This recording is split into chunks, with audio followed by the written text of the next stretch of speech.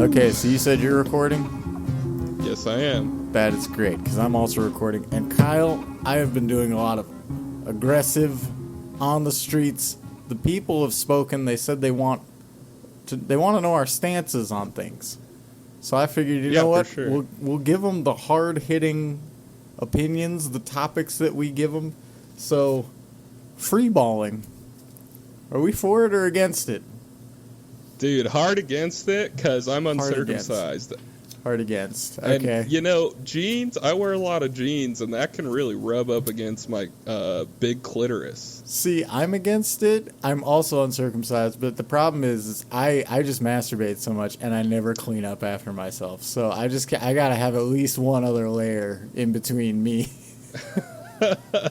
I'm actually retarded, and I said uncircumcised, which I've never said before. Oh, yeah, and you just made me do it, you fucking weirdo. Yeah, no, I come from the hood. Circumcised. Yeah, okay. Yeah. No, I am uncircumcised. I got the.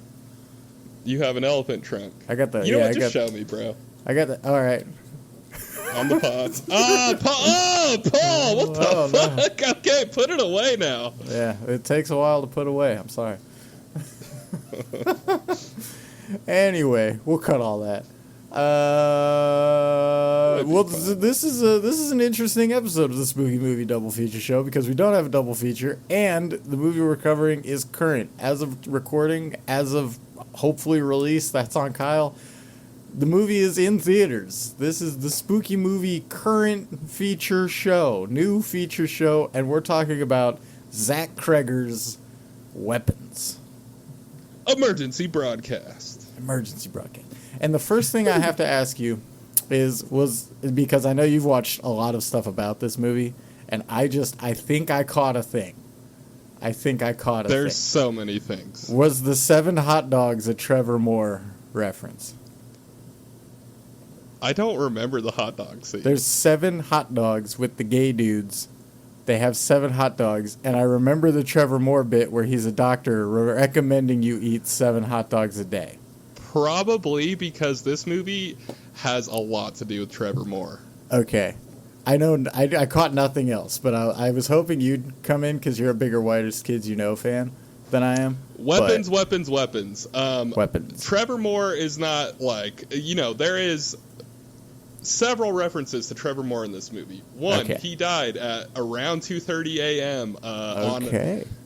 In 2021. Just real quick. Being that this is a new movie, I want to keep it a little spoiler free at the beginning. Okay, all right. I want to get if you're about to go in, I want to just get, as always, I recommend go watch the movie before you listen to all of this. But being that it's current, I just kind of wanted to get maybe our closing thoughts first. I would 100% recommend this. I know Kyle's going to recommend the shit out of this. This is my favorite movie, bro. I'm going to go watch it again tomorrow. I was going to watch this on a Friday. I went and saw it on a Thursday just because I know that feeling of that, I just gotta talk to somebody about it. So I was just like, you know what? I'm not doing anything today. This podcast was half of a surprise. And, yeah. Okay, so to finish the Trevor Moore stuff, there's no spoilers in it. He died around 2:30 on August 7th. The movie released on August 8th. It was supposed to release on August 7th. Nice. Zach Cregger went out and he has told interviewers, this movie is about my grief dealing with the passing of Trevor Moore. Nice.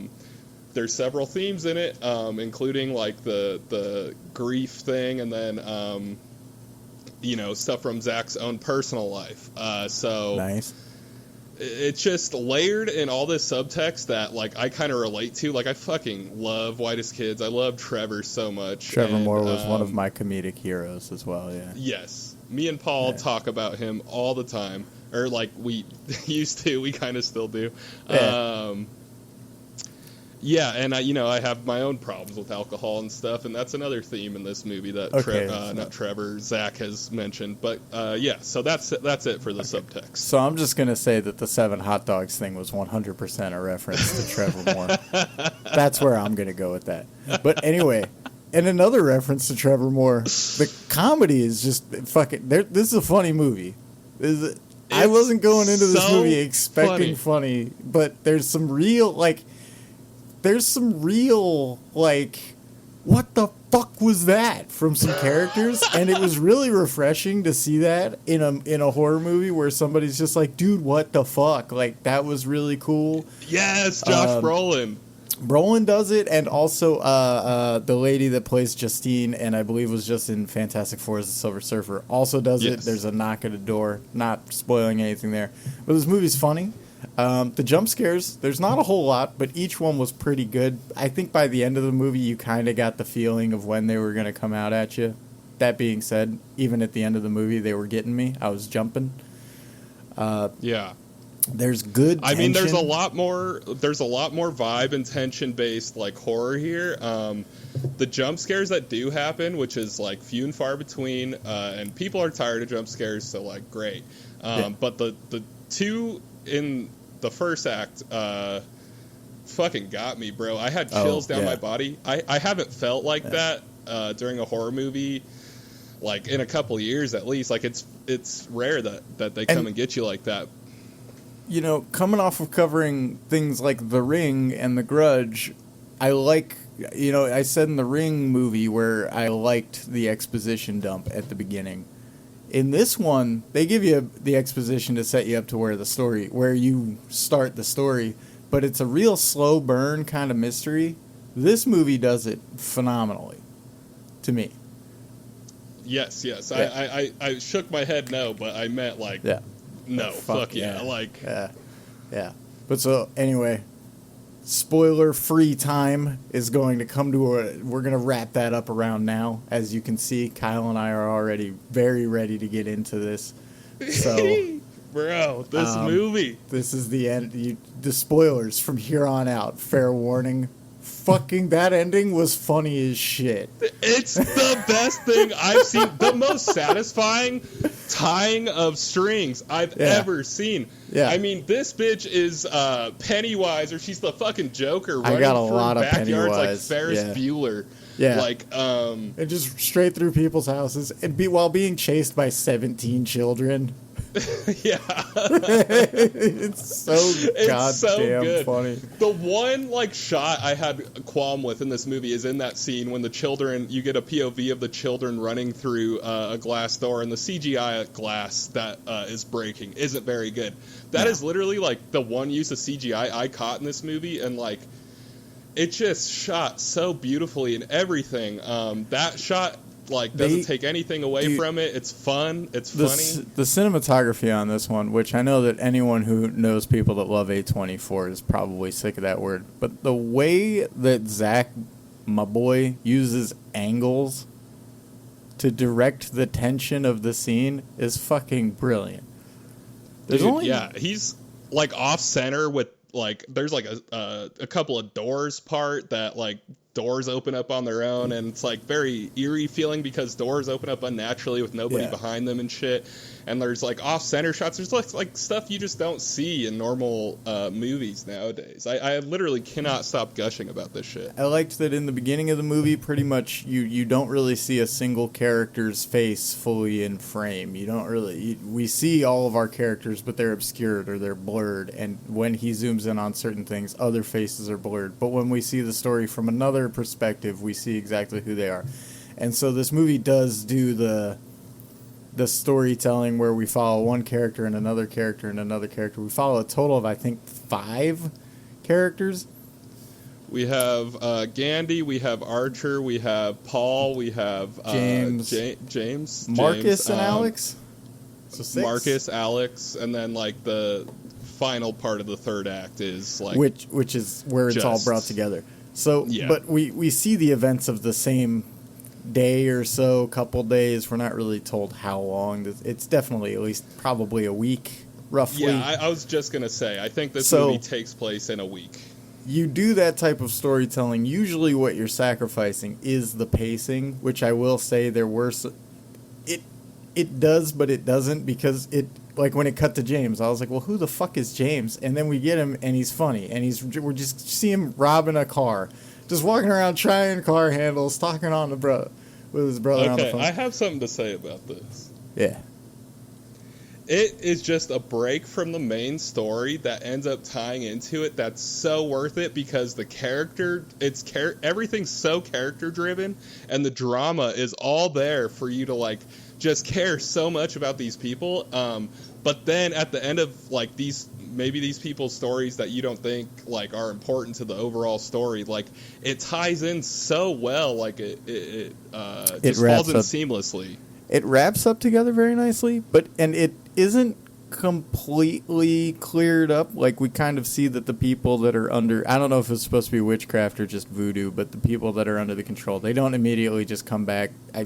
I guess they show that there's some signs of life amongst some of them. It seems like Josh Brolin does because he's only been possessed for a little bit, maybe, or something. Yeah, that may be. Yeah, but there's a bunch of questions. A lot of the kids, there's a line at the end of the movie of like some of them still don't even talk, or they, there's this. Some of them have started talking. Some of them have even started to talk, I think. There's this thing in the movie of like people who are possessed by Gladys, our witch character who possesses people. Right. They need to be fed sustenance and they need to like do their normal human shit, but they're just not there. They're zombified. Yeah. And there's a line at the end of the movie that they're still being fed soup to this day, just somewhere else. Right. They're basically veggies now. Yeah. They're vegetables, for lack of a better almost. term. Yeah, but they're in there somewhere, most likely, which is cool because we kind of get a happy ending.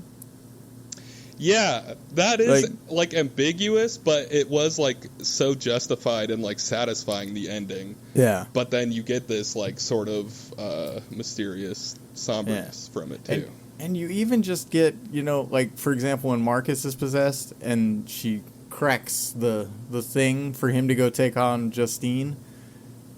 You watch him run for so long, and it's hilarious. He's just Naruto running at this fucking across town. You see him go through the town.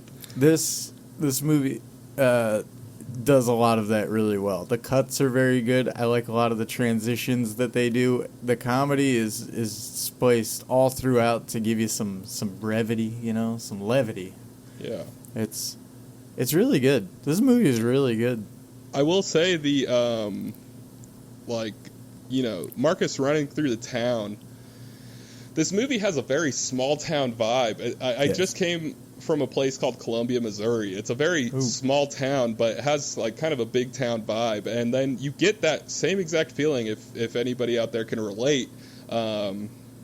This does feel like a big town just because of the scope of the movie, but like a lot of the interpersonal character drama and stuff feels very small town. Yeah. And it's just like the world is built so fucking good. I cannot stress that enough. Yeah. The world building's really good. I also really like that this is obviously set in modern day, but it feels kind of timeless. Aside from the Ring cameras, it's like we don't really see too many people doing stuff on cell phones. We don't, Brolin's character, Archer, his job is just, I think he's just a GC on a fucking residential build. Yeah. He's a construction worker.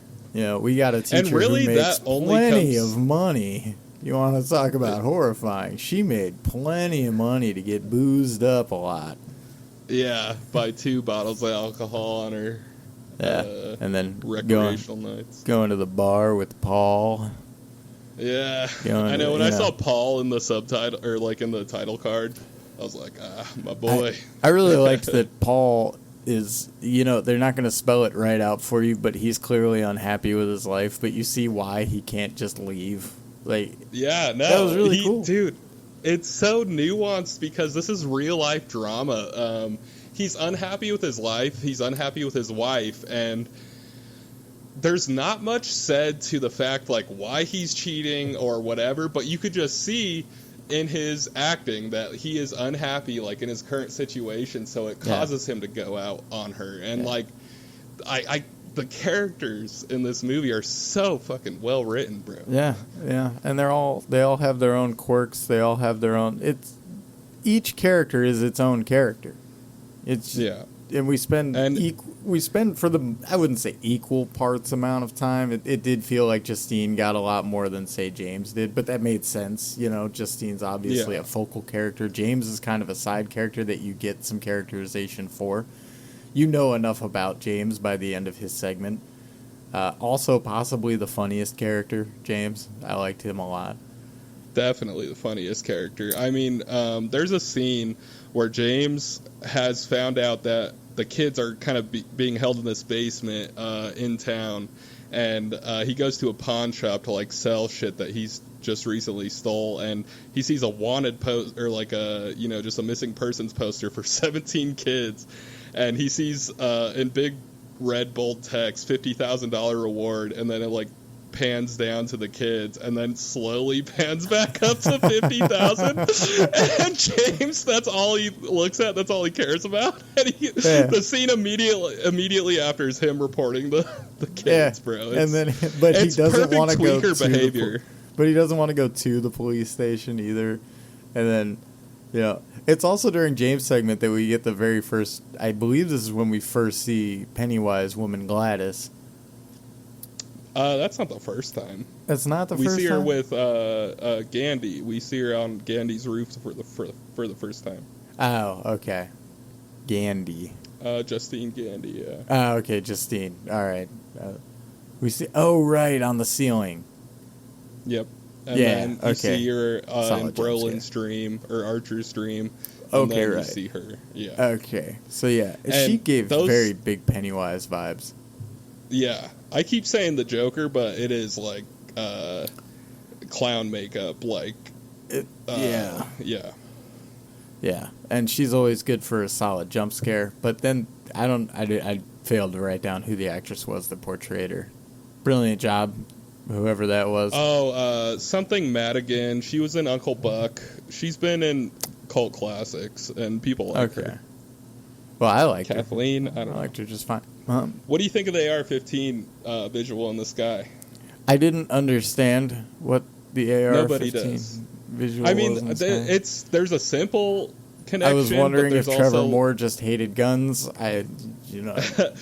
So the whole movie's not about like Trevor Moore, but like a lot of inspiration drove from his death, but there's been speculation on if the gun is about school shootings and stuff like that. I think it's just a simple enough, weird kind of like David Lynch. Not even David Lynch. David Lynch. I don't even know who to like compare it to. It's just a weird thing. I don't mind it, but it also didn't need to be in there. But like, was the AR maybe pointing towards her house? Was the AR pointing towards the Gladys house? It's saying shoot here? Honestly. That would be good, and I honestly, could be the direction he ran. I honestly love the connection Archer was making with the direction kids were making. I thought that was like so smart because like I was thinking it as it was happening. Like to figure These it out. Kids like are running with a purpose.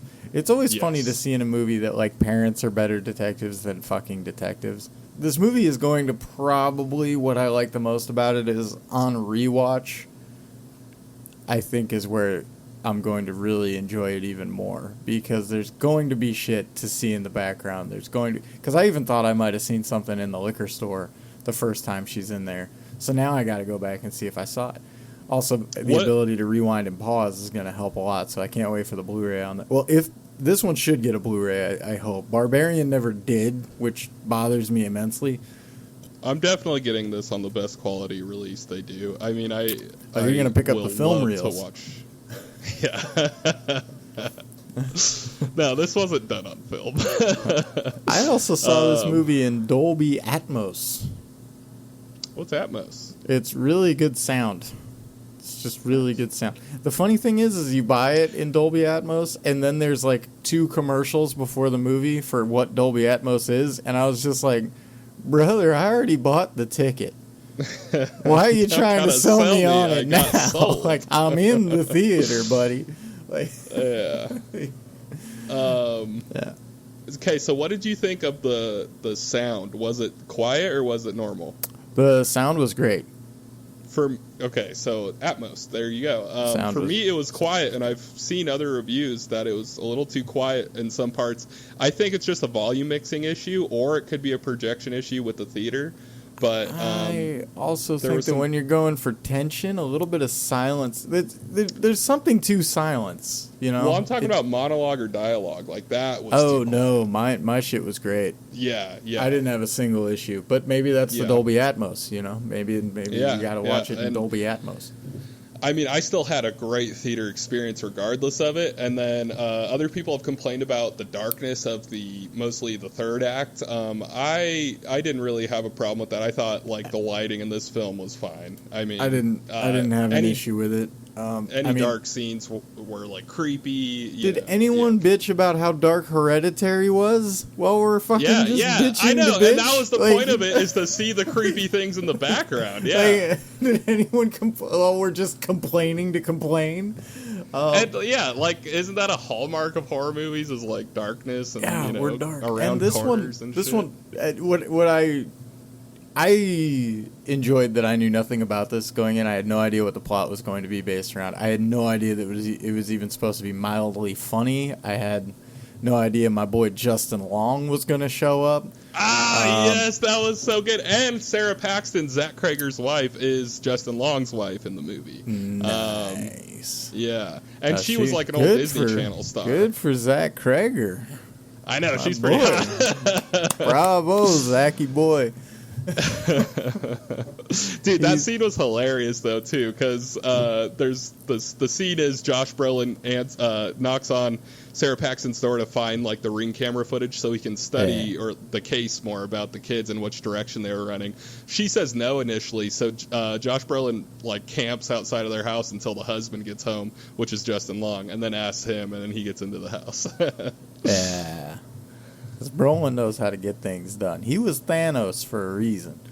No, yeah, and it's always cool to see Josh Brolin, because I loved Men in Black 3. I love No Country for Old Men. He crushed it in this. Every actor / actress did great. Yeah, there's no, weaker actors, I would say. And so I would gladly, happily put this as thus far, my favorite horror movie of 2025. The caveat to that is I have seen 0 other horror movies from 2025. But there's also kind of the semi-caveat of that where it's like they mostly don't release until about right now. But you also saw Werewolf, didn't you? Wolfman, that was 2024, I think. Oh, sorry, I thought it came out. I think it was 2020. It may have, I don't know. If it did, this is still my favorite horror movie of 2025. Dude, yeah, no, yeah. That was a dumb nitpick, but this is my favorite horror movie ever, I think. This is just your favorite movie, right? Yeah, I did say that. I mean, honestly, I've just been the most excited about this. I can't stop gushing about it. I get it.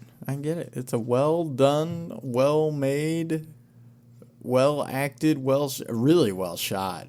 I was hoping, honestly, because the movie starts out with a really pretty kick-ass song. I was like, oh shit, am I also going to get a good soundtrack here?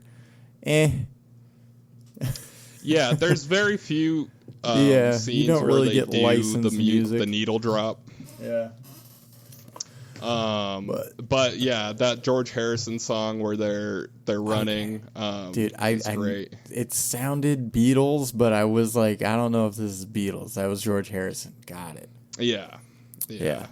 So like that kind of lends to the tone, or to that almost lends you to like what to expect from the rest of the movie, because this movie isn't tonally singular. It's very there's a hard shift in the third act, but like, you know, there's this very like crazy or like, you know, sad thing happening of these children leaving their homes and stuff, and it's like sort of a happy song that's probably like about a sad thing playing. I'm sure, because it's George Harrison.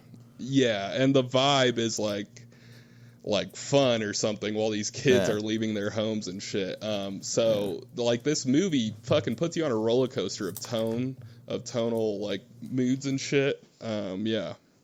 Yeah, because it and I wouldn't even say it takes a hard shift in the third act. I think it just stays consistent in the third act the longest until we get to the batshit crazy finale. But this movie's constantly going from spooky, spooky, spooky to like, hey, let's have some fun. And it's a good break. It's a good break because it's entertaining and it's compelling with the characters. Yeah, let's live in these people's worlds for a little bit, and now let's get a little nugget of information, and now let's, and I mean, I say they give you some nuggets of information. At one point, you just figure out what the fuck is going on. Yeah. And before Gladys ever appears on screen, or like it can be assumed, but obviously once Gladys gets on screen, it's like 5 minutes before you find out. That was it. That was the one thing I didn't quite understand, is she had made the comment that maybe if your friends came over, your classmates came over, I'd start getting better. She looked no better after those kids were in the basement. Yeah. So I was like, I'm not exactly sure what she was trying to do, because I thought she was going to try and cast life leech.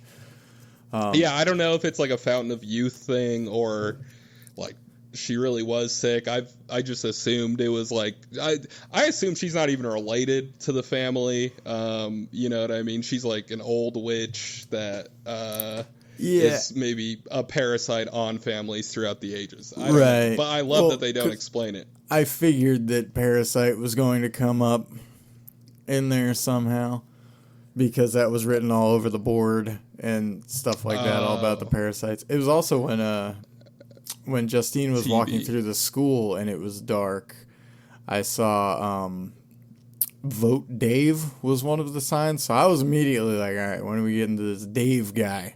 There was no Dave. I didn't notice that. I thought I was onto something. It said vote for Dave. That's just set design. Like, this Dave character's behind something. He was not. I was wrong. The principal and his husband were also watching documentary on cordyceps, or like mind controlling cordyceps, like fungal infections, and that's symbolic of Gladys and how she controls people and uses people as weapons. And they were wearing some fucking classic Mickey Mouse shirts. I gotta get me one of them. That's gonna be my horror merch from this movie. I gotta get one of those exact classic Mickey Mouse shirts. They were a Disney couple for sure.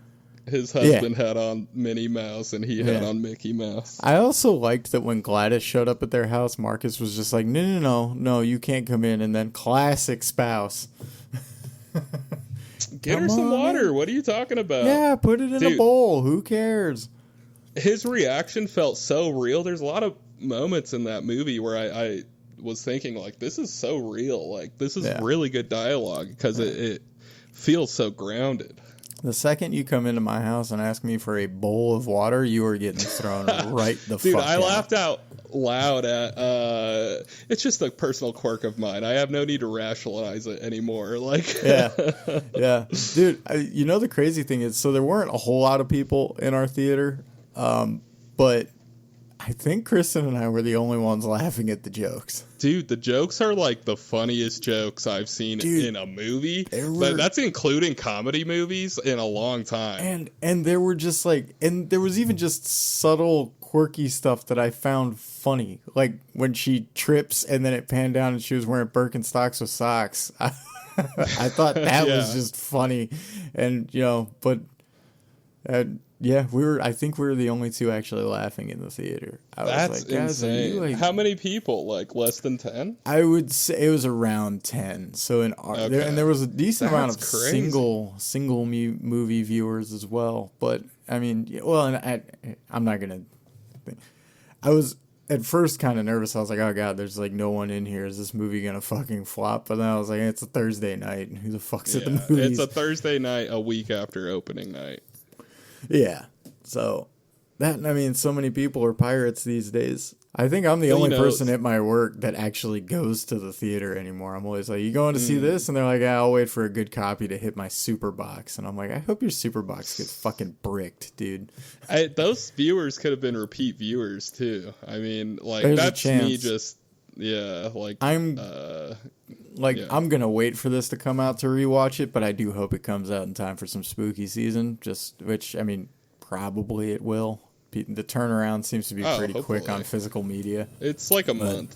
nowadays. Yeah, it's fucking quick. Unless it's a movie like, I'm sure Superman, they'll really try and fucking squeeze the juices out of a box office for as long as they can before they drop it. It depends on the deal they made, but yeah. Well, and they like to do the digital release first before the physical media, which it's like, dude, the pirates are gonna pirate no matter what. Just give me the fucking Blu-ray.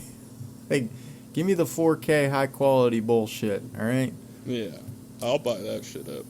How hard did you laugh at James's character keep getting up again and dude, that was part of the subtle comedy. Like, Josh Brolin just has to keep kicking his ass. He fucking suplexes him over twice, just chucks him. Oh man. Bro, I laughed so hard at that. And, even, the Ferris Bueller scene where, Gladys is running through the backyards, the guy's, mowing a lawn, and, it's a fucking, it's commercial-type comedy almost. But, it just, in this setting, made me laugh so hard. Yeah, no, I was laughing fucking consistently. I was like, I actually thought to myself, I was like, I hope this goes on for 10 straight minutes. Yeah. Yeah. Oh, okay, but how satisfying was it? It was so much funnier. The longer it was still going on. I know. I'm just like, yes, it's an old woman racing kids. This is perfect. It was fucking awesome, bro. She's running through people's houses. What did you think of them tearing her apart at the end? That was great. Yeah, I was like, that was so satisfying. I love that she's such a bitch. She immediately knows, too, when, the spell has been cast, that she's kind of fucked. It's great. I really wish she had been in the makeup, though, when she's getting chased. That would have made it just a little... I mean, I've heard people say this since I've watched, reviews and stuff since it came out, but, that Halloween costume's going to be hot this year. Oh, yeah, I'm going to be in it. It's Gladys. Yeah, I know. I'll be down. But Gladys... Kristen will be Gladys, and I'll be the Black Phone, the grabber. That'd be nice. A decent... Because Black Phone 2 is probably the next time we're going to do one of these spooky movie new feature. Yeah, it's coming out in October. Well, and the trailer for that hit before this, and, man, every time I've seen that trailer, I'm like, fucking just give it to me, man. Just give it to me. Oh, yeah. No, I'm stoked about it, too. I didn't like Black Phone 1 as much as you, but I think it is a good premise, and I hope they build on it right rather than just making a sequel, but yeah. Most people didn't like it as much as me. But, in this movie, we kind of get a Pennywise stand-in. I think the Black Phone is supposed to be that Freddy Krueger style horror. Oh, yeah, because he's totally dead now. Yeah, but he's, attacking from the spirit realm, and I'm like, hell yeah, man, build on that shit. You took a short story, and you've turned it into a franchise, and I applaud you.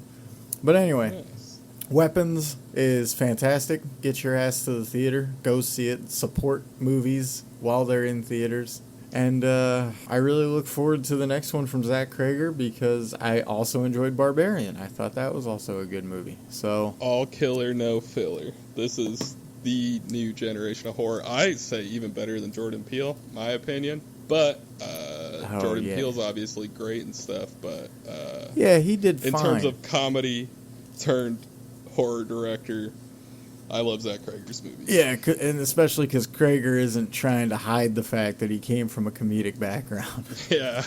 He's not trying to be the serious auteur. He's just like, nah, I mean, it's a really good movie and you're going to laugh, so fuck off. It's like, I was in Whitest Kids You Know. That's the dumbest sketch group ever. But, still, anybody who's ever watched Whitest Kids You Know loves Whitest Kids You Know. I liked Whitest Kids You Know more than fucking Key and Peele. I even say I like it more than the Chappelle's Show. I have had more experience with Whitest Kids You Know than Chappelle's Show or maybe not Key and Peele, but yeah, it's just the comedy's right up my alley, and I think that a large part of that is just kind of ironic, edgy humor, but that's how I grew up. So yeah, I mean, and who just go watch some good skits. You're probably familiar with the Abraham Lincoln one. We all are. Yep.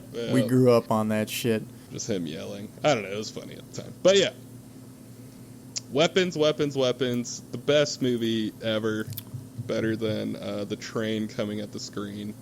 It's I'm looking for and I'm only really other than this movie looking forward to Black Phone 2 this year. I don't stay super current on my horror, but for what it's worth, Weapons, it sold me. I'm a big fan. I'm going to. I mean, there's like Together that just came out. That's one that I want to see. So like I will have like more thoughts to put in, like what's the best horror movie of the year, but I really don't see anything out delivering this. No, and it delivered for me based on no premise because again, I think I half saw a trailer. What do you think of the runtime? When the movie was over, I was a little bummed. I was like, man, I could have used a little bit more, just a little bit more. That's Hopefully, it. You know, maybe there will be a director's cut, but yeah, I kind of felt like, you know, I'm waiting for it to end, but also like I didn't care because I was still like captured and like I just didn't expect 2 hours and 8 minutes. So I was expecting it to have ended already, I guess. That's how I felt. I will say, once the Alex title card hit, I was like, okay, this is the last one. Okay, good. Okay, yeah. We're not definitely like, because if you had tried to go one more, you really would have overstayed your welcome. Because I was getting a little like, okay, now who the fuck are we following? But it does a really good job. I mean, like, you don't jump to somebody you haven't seen. It's justified because like I've been wanting to know his story from the beginning. So. Yeah. Well, and so like, because even James, he's the one asking for money out in front of the liquor store, right? That's who that was supposed. Yeah. So you've seen each character before you jump to them, and the first two characters, I'm assuming, are the ones that are most prevalently shown in the trailer. So, you know. Yeah, they are. But yeah, no, I didn't mind the runtime. I mean, 2 hours is kind of fucking normal for movies these days, isn't it? Well, like, it's an hour and a half. It's always an hour and a half or less, and then typically not less, maybe, but it's hour and a half. And when they run over that, you could tell, especially if it's a bad movie. This movie I could tell, but like I was fucking smiling ear to ear at the end, and I didn't care. No, the payoff was great. So even if you do think it's a little long, you stick around. I think the payoff, it's very specific. If you know my humor, you know I'm gonna laugh at that ending. Yeah, 10 times out I of knew 10. you would, bro, because that shit is the most slapstick ending. Like, yeah, it's like vaudevillian almost, but that's like that's not gonna sell tickets to a movie, but like. Think Ferris Bueller meets Dawn of the Dead. Evil Dead, even, honestly. I mean, just like there is campiness. Anytime like, you blend that horror and comedy just right, I'm going to think of my boy Sam Raimi and his magnificent flick. And in that campy style. I mean, that's very much how it plays. You might have to appreciate horror and comedy and stuff like we do to like feel the things I felt from this movie. There's certainly more to be gained from, for example, like, because the funny thing is Kristen was telling me today, she was like, you didn't even want to see the movie when I asked you if you wanted to see it. And I was like, well, you didn't sell me on it very well, because if you'd have just told me it was Zach Kreger, I'd have been like, yeah. You didn't tell me it was one of the whitest kids you know. And so she has seen very little Whitest Kids You Know. She is not, like, she loves horror and comedy, obviously, but she doesn't, like, go into it the same way we do. And she had a great time. She absolutely loved this movie. She loved it? Oh, yeah. Hell so, like, I mean, and that's a cool thing about it is you and me are going to notice little nods and hints to Trevor Moore. She didn't notice shit. And didn't matter. Yeah, it didn't matter at all. She was just like, she just thought it was funny that they had so many hot dogs. What'd you think? I don't even know. I didn't notice hot dogs, or maybe I'm forgetting. It's right before Gladys shows up at Marcus's house. They have that tray of food, and there's 7 hot dogs on there. Because at first I was like, damn, that's a lot of hot dogs. And then I was like, is that a fucking reference to the Trevor Moore bit where he's a doctor recommending 7 hot dogs a day? Yeah. Like, that's gotta be what that is. Yeah, I know what you're talking about. It probably is. I don't think I looked at the food tray. I think I was like focused on his shirt and shit. The second you put one in front of me, I can tell you whether or not it is or isn't a hot dog. So, yeah, or a sandwich. One question I want to ask is, what do you think of the scene where Paul's wife is chasing down Gandhi in the liquor store. Oh, that was shot really well. I thought that was so sick. I love dude. Every time it turned, she was a little bit quicker to the frame. So it was It was like, okay, she's getting closer. Oh shit, she turned again. She's even fucking closer. Oh shit, she turned. And then it's Debbie or Donna or whatever her name was. Donna. And it's like, I just wish Justine had been like, yeah, I fucked him.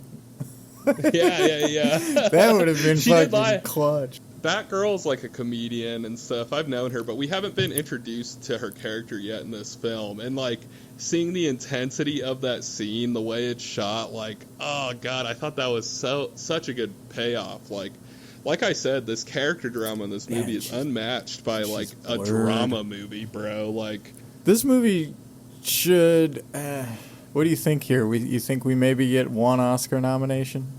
It's a horror, so no, or like more unlikely. Yeah, no, absolutely. Anything best original screenplay. I mean, you'll get something like that. Yeah. Well, so I mean, if Toni Collette got fucking robbed for Hereditary, there ain't no way this is getting anything cool, right? Yeah. I mean, okay, let me ask you, do you like Hereditary more or this? Oh, dude, I fucking love Hereditary. Okay. I love Hereditary. Too. I do think this is like just more balls out entertaining. So I would say like I'm gonna prefer this. While I will say I probably like Hereditary more, I think I would rewatch this one more. I get that because Hereditary's a vibe and it's like really fucking good at that vibe, and then this one is just balls out. Like I'm having a great fucking time. Oh yeah. This one, I was just having fun. It was a great theater movie.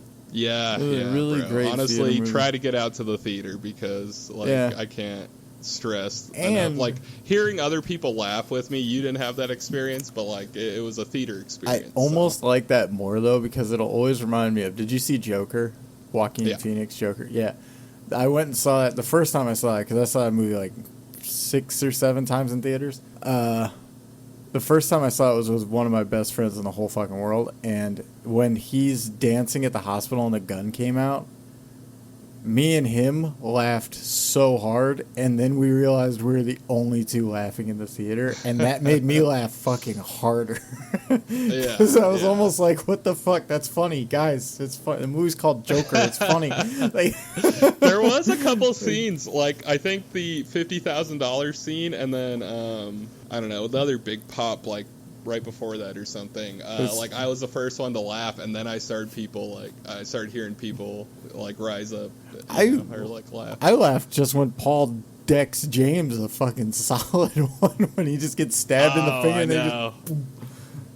Dude, I love that story beat because at first you're like, okay, what can Paul bring to the story, like the main plot we're dealing with right now, and then like he goes into a crisis. He's already in a crisis in his own world. He's like ex-drunk. He doesn't like his wife and shit. So close to just being straight to rock bottom. Yeah, straight to Thomas. Or like Thomas in terms of drunk. I'm not to say not to disparage our good friend Thomas and friend of the podcast. Friend of the pod. Friend of the pod. Yeah, that was a joke for Paul. Yeah. So like when the needle drama came up, he got poked by a needle. He doesn't know if he has AIDS and shit now. Makes a deal with James. Like that's even a funny. That was such a good turn. Hey, you don't have AIDS, do you? I don't know. I don't think so.